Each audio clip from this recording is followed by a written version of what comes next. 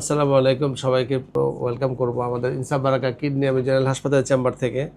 আসলে দেখুন, আমরা কিন্তু অনেক সময় এরকম হয় যে আমাদের আত্মীয় স্বজন বা আমাদের পরিচিত অনেকজন থাকে যাদের ধরে শরৎথলির ক্যান্সার হয়, তাই না? তো শরৎথলির ক্যান্সার যদি হয় সেক্ষেত্রে কিন্তু যাদের স্টেজ 3-4 হয় তাদের কিন্তু আমরা বলি যে দুইটা ট্রিটমেন্ট, একটা হচ্ছে সার্জারি ফলোড বাই কেমোরেডিওথেরাপি। কেমন?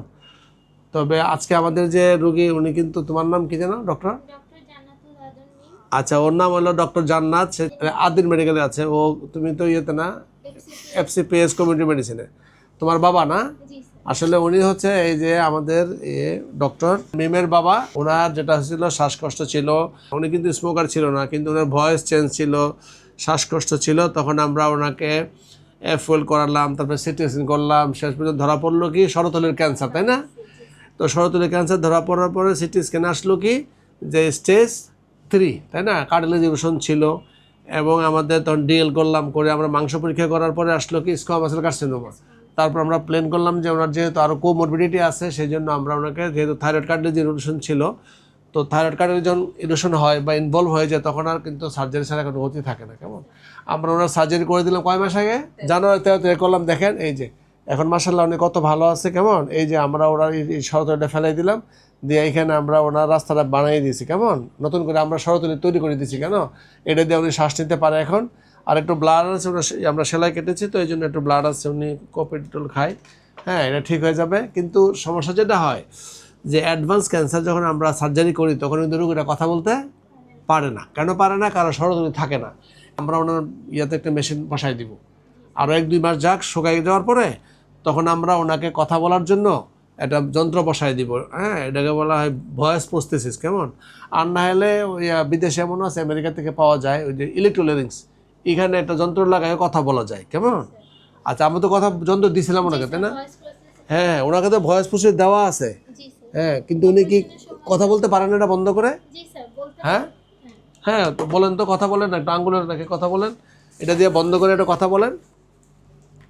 হ্যাঁ হ্যাঁ হ্যাঁ, কথা বলেন, তুমি ধরো। হ্যাঁ, কি নাম ভাই আপনার? হ্যাঁ, হুমায়ুন কবির। হ্যাঁ, উনি উনি বলুন, উনি ধরে বলুন, আসতে বলেন, আল্লাহ বলেন।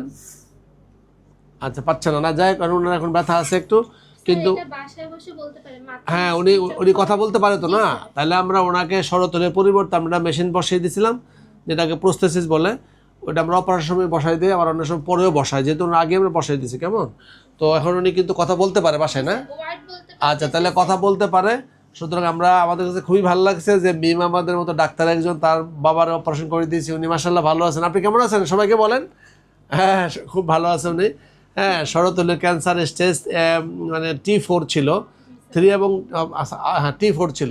T4 স্টেজে আমরা ওনাকে সার্জারি করে দিয়েছি, কিন্তু যেহেতু ওনার আর আদার অন্য কোনো প্রবলেম ছিল না, সেই জন্য কিন্তু আমাদের ক্যান্সার ডাক্তার বলছে যে ওনার আর কেমোথেরাপি দরকার না, রেডিওথেরাপিও লাগবে না, ফলো আপে থাকবে ইনশাল্লাহ।